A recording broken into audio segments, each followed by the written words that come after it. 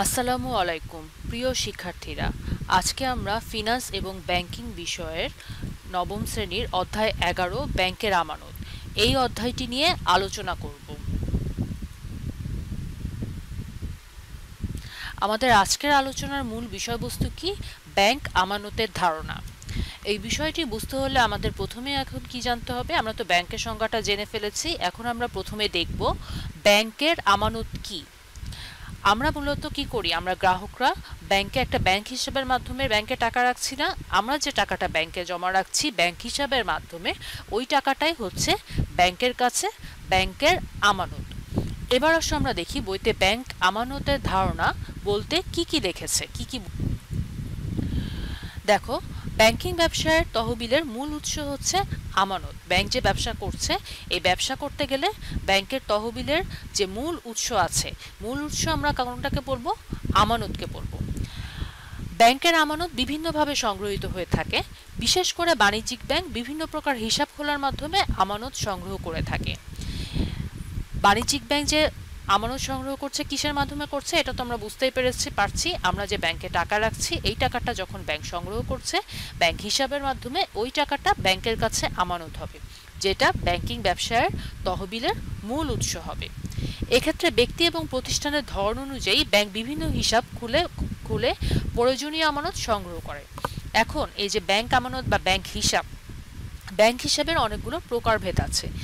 এগুলো হচ্ছে ব্যক্তি এবং প্রতিষ্ঠান তার প্রয়োজন অনুযায়ী, তার ধরন অনুযায়ী এই ধরনের ব্যাংক হিসাব খুলে থাকে। যেমন মনে করো, বিশেষ করে চলতি, সঞ্চয় এবং স্থায়ী হিসাবের মাধ্যমে বাণিজ্যিক ব্যাংকগুলো তাদের কি করছে? আমানত সংগ্রহ এবং তার যথাযথ ব্যবহার করছে। এখানে তোমরা প্রথম লাইনটা একটু আন্ডারলাইন করে নাও।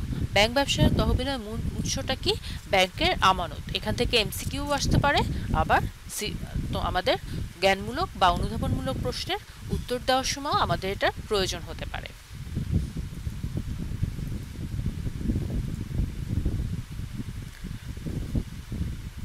আচ্ছা, এখন আমরা কি দেখব? ব্যাংক আমানতের উদ্দেশ্য এবং গুরুত্ব। এই যে ব্যাংক আমানত, ব্যাংক যে আমানত সংগ্রহ করছে তার তহবিলের উৎস হিসেবে এই ব্যাংক আমানত কেন ব্যাংক সংগ্রহ করছে, এটার উদ্দেশ্য কি, ব্যাংকের প্রয়োজন কি এবং এটার গুরুত্ব কি। ব্যাংক আমানত বা হিসাবের উদ্দেশ্য এবং গুরুত্ব গ্রাহক বা আমানতকারীর প্রেক্ষাপটে এক এক ধরনের হয়ে থাকে, আবার ব্যাংকের প্রেক্ষাপটেও ভিন্ন ধরনের হয়। আবার যদি আমরা সমগ্র অর্থনীতির কথা চিন্তা করি, ব্যষ্টিক অর্থনীতির ক্ষেত্র ব্যাংক আমানত কিছু ভূমিকা পালন করে। এখানে দেখো, আমরা দেখতে পাচ্ছি একটা ছক দেখতে পাচ্ছি। এই ছকে এখানে দেখবে যে ভাগ করে দেওয়া আছে যে কোন ক্ষেত্রে ব্যাংক কোন কোন উদ্দেশ্য পালন করছে এই ব্যাংকের আমানত। দেখো, গ্রাহকের ক্ষেত্রে ব্যাংকের আমানতের ক্ষেত্রে কি কি উদ্দেশ্য আছে? গ্রাহকের ক্ষেত্রে ব্যাংকের আমানত অর্থের নিরাপত্তা প্রদান করছে, ব্যবসায়িক লেনদেন, ঋণের সুবিধা, ঝুঁকিহীন বিনিয়োগ, সেবা অর্জন, অতিরিক্ত অর্থের প্রয়োজন মেটানো। কোন ক্ষেত্রে ব্যাংক আমানতের উদ্দেশ্য কোনগুলো, এগুলো কিন্তু আমাদের আইডেন্টিফাই করে নিতে হবে। আবার ব্যাংক এগুলো গেল কিসের প্রেক্ষাপটে? গ্রাহকের দৃষ্টিকোণ থেকে ব্যাংক আমানতের উদ্দেশ্য কোনগুলো আছে সেগুলোর প্রেক্ষাপটে। এরপরে দেখো, ব্যাংকের ক্ষেত্রে ব্যাংকের দৃষ্টিকোণ থেকে বা ব্যাংকের ক্ষেত্রে কোন কোন উদ্দেশ্য আছে বা কেন প্রয়োজন ব্যাংক আমানতের। প্রথমটা কি আছে? তহবিলের মূল উৎস, 2 নম্বরটা বিনিয়োগ, 3 নম্বরটা বৈদেশিক বিনিময়। এবং পরবর্তীটা কি দেখবে? সামগ্রিক অর্থনৈতিক উন্নয়নের ক্ষেত্রে। সামগ্রিক অর্থনীতির উন্নয়নের ক্ষেত্রে অর্থনীতিতে এই ব্যাংক আমানতের, একটা দেশের সামগ্রিক অর্থনীতিতেও একটি ব্যাংক আমানতের কিছু ভূমিকা রয়েছে। কি কি সেই ভূমিকা? 1 নম্বরটা সঞ্চয় প্রবণতা সৃষ্টি, 2 নম্বর পুঁজি বা মূলধন গঠন, 3 নম্বর বিনিয়োগ ও উৎপাদন, 4 নম্বর আন্তর্জাতিক বাণিজ্য।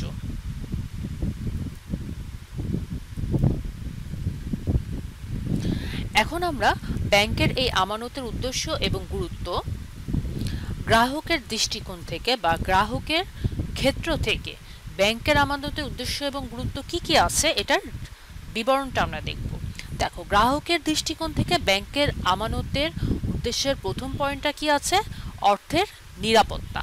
প্রথম পয়েন্টটা কি দেখতে পাচ্ছি আমরা? অর্থের নিরাপত্তা। এটার মানে কি? দেখো, আমরা যদি গ্রাহক হই, আমরা যদি ব্যাংকের গ্রাহক হই বা আমানতকারী হই, আমরা ব্যাংকে কেন টাকা রাখবো, আমরা কেন এই ব্যাংক হিসাবটা খুলবো বা ব্যাংকের আমানতটা খুলবো, এই সার্ভিসটা কেন আমরা নেব?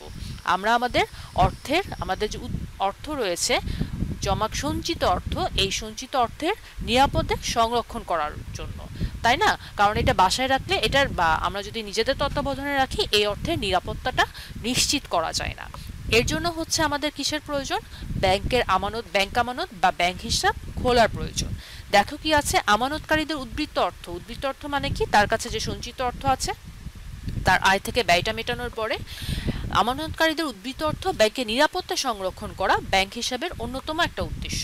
তাহলে গ্রাহক প্রথমত কেন ব্যাংক হিসাব খুলছে? তার অর্থের নিরাপত্তাটা প্রদান করার জন্য, নিরাপত্তাটা গ্রহণ করার জন্য।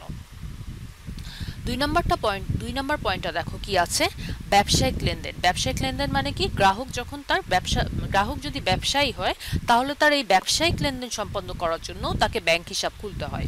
দেখো, ব্যাংক নগদ অর্থ এবং বিভিন্ন ব্যাংকিং পণ্যের মাধ্যমে ব্যবসায়িক লেনদেন সম্পাদন করে।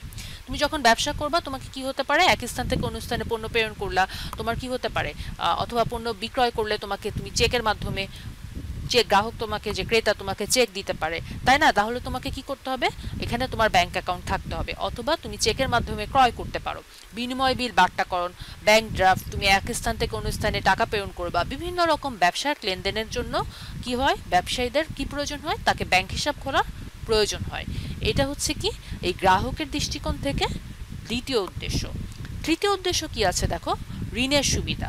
ঋণের সুবিধা গ্রাহকের উদ্দেশ্যে কেমন? গ্রাহক যদি ব্যাংক থেকে ঋণ নিতে চায় তাকে অবশ্যই ওই ব্যাংকে একটা হিসাব থাকতে হয় আগের থেকে। দেখো, ব্যাংক চলতি স্থায়ী হিসাবের মালিকদের প্রয়োজনে ঋণ প্রদান করে থাকে। যদি চলতি হিসাব হয় তাহলে সে জমাতিরিক্ত ঋণ পায়। এটা ছাড়াও স্থায়ী হিসাব যদি তার খোলা থাকে তাহলে সে ব্যাংক থেকে একটু সহজে ঋণ পেতে পারে।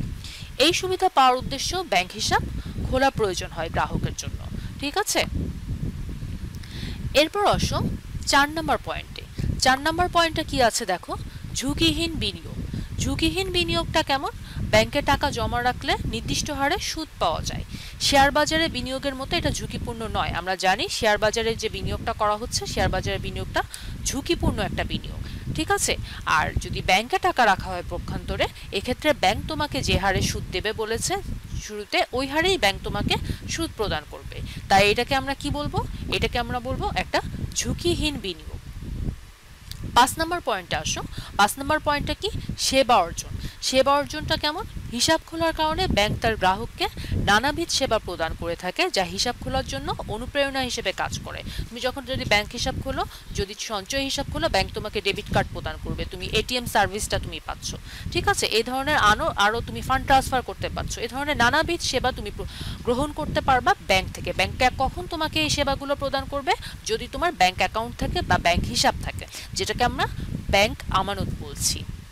5 নম্বর পয়েন্টটা দেখো, 6 নম্বর পয়েন্টটা দেখো। 6 নম্বর পয়েন্ট কি আছে? অতিরিক্ত অর্থের প্রয়োজন মেটানো।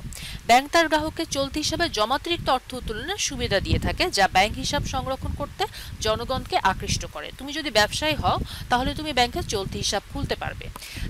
যেই ব্যক্তির ব্যাংকে চলতি হিসাব থাকবে, সে তার যেই অর্থটা ব্যাংকে জমা আছে তার থেকে বেশি অর্থ সে উত্তোলন করতে পারবে, যেটাকে বলা হয় জমাতিরিক্ত ঋণ বা জমাতিরিক্ত অর্থ উত্তোলনের সুবিধা। এই সুবিধাটা পেতে হলে কি করতে হবে? তোমার ওই ব্যাংকে চলতি হিসাব থাকতে হবে।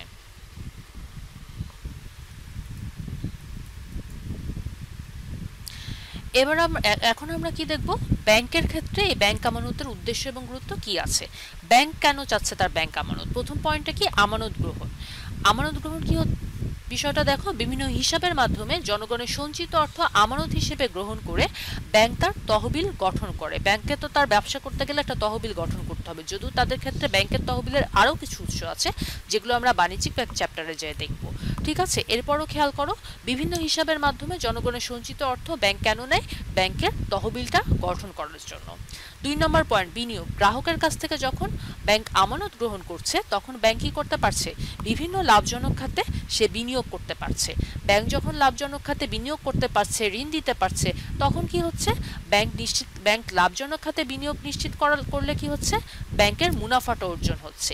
এই বিনিয়োগ করা, এটাও ব্যাংকের ক্ষেত্রে ব্যাংক আমানতের একটা অন্যতম উদ্দেশ্য। 3 নম্বর পয়েন্টটা কি আছে দেখো, বৈদেশিক বিনিময়। ব্যাংক বৈদেশিক বিনিময়টা কেমন?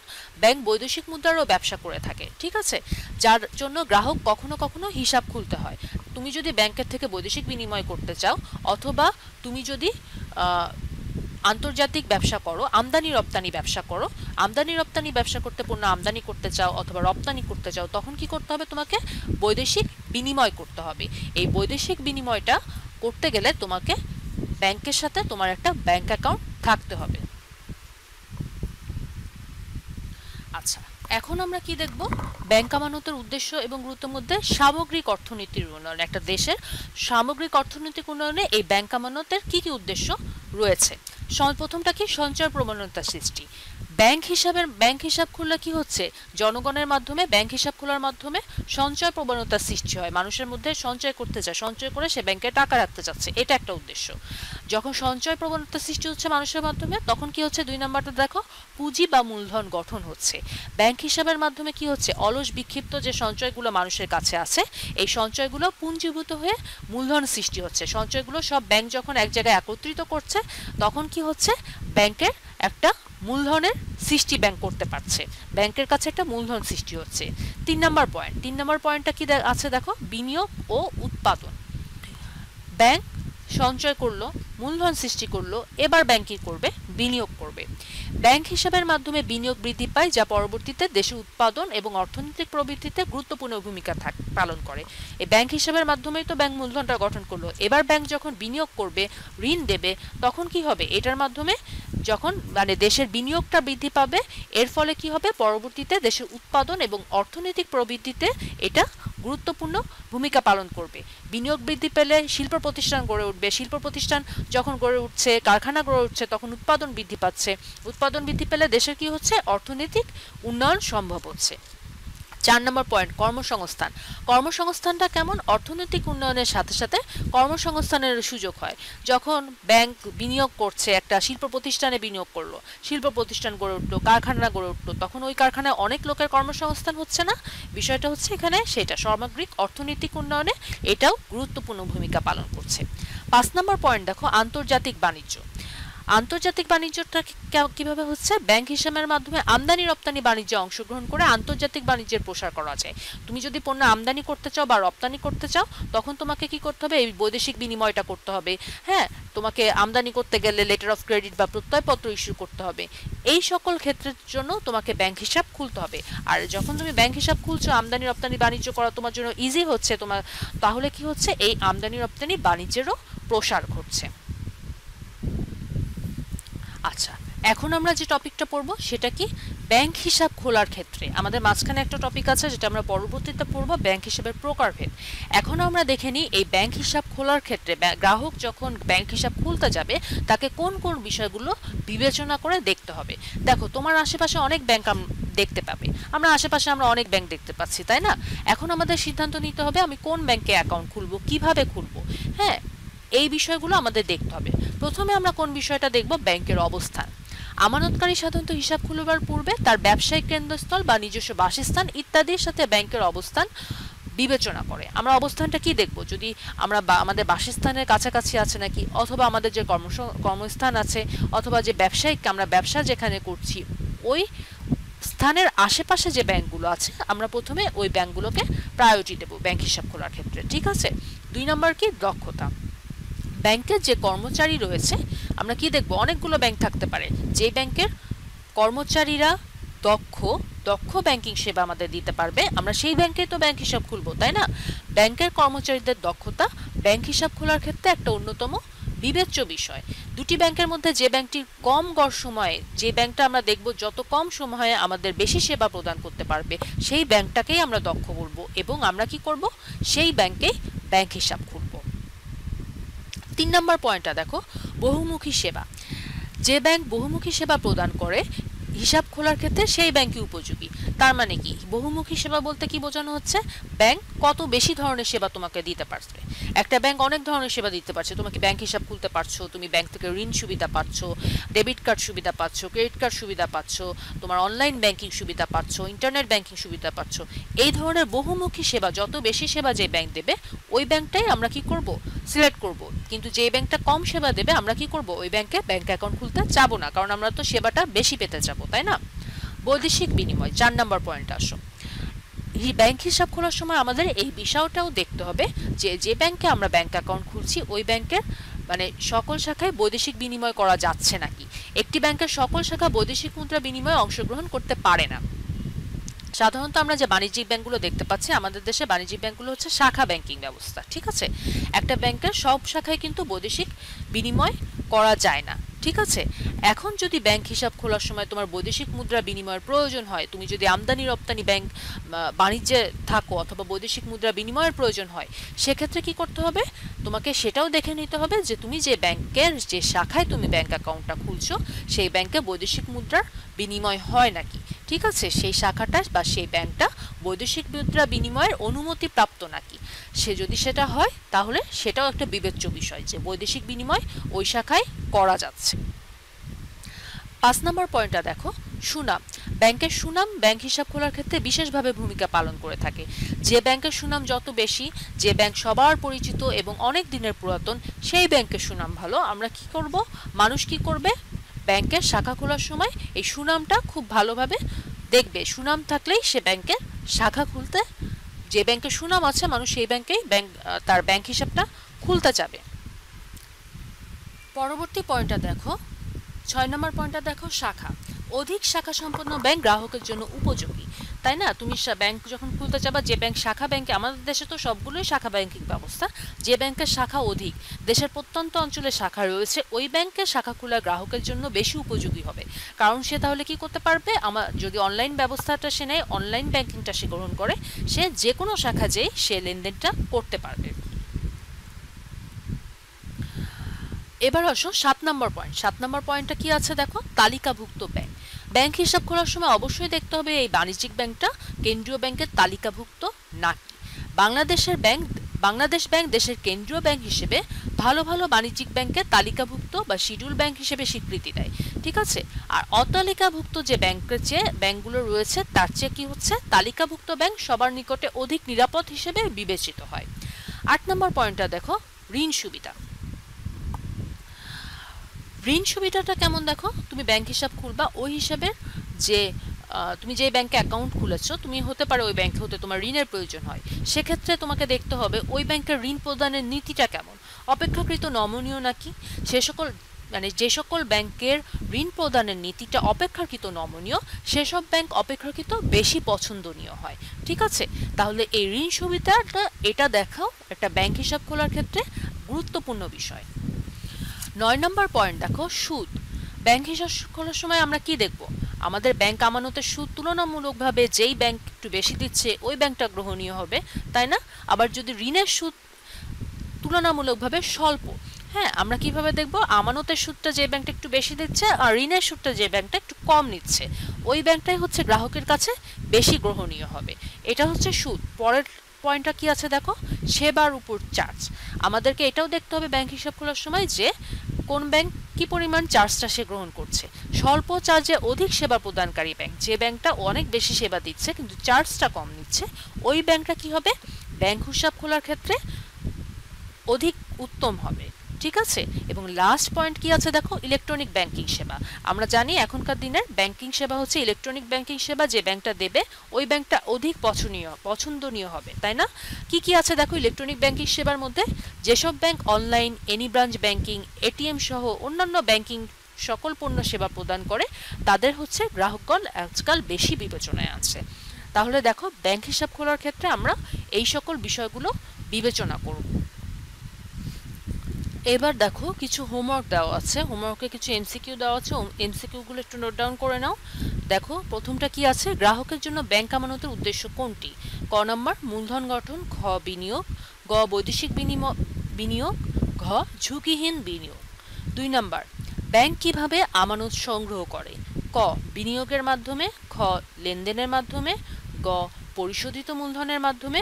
ঘ, বিভিন্ন ধরনের হিসাবের মাধ্যমে। 3 নম্বরটা দেখো, ব্যাংকের দৃষ্টিকোণ থেকে ব্যাংক আমানতের উদ্দেশ্য এবং গুরুত্ব হলো 1, রোমান একে বিনিয়োগ। 2, আমানত গ্রহণ। 3, বৈদেশিক বিনিময়। নিচের কোনটি সঠিক এটা লিখবে। কোনটির মাধ্যমে ব্যাংক জনগণের সঞ্চিত অর্থ আমানত হিসেবে গ্রহণ করে। ক, চেক। খ, ব্যাংক হিসাব। গ, প্রত্যয়পত্র। ঘ, ব্যাংক ড্রাফট। গ্রাহকের জন্য ঝুঁকিবিহীন বিনিয়োগের খাত কোনটি?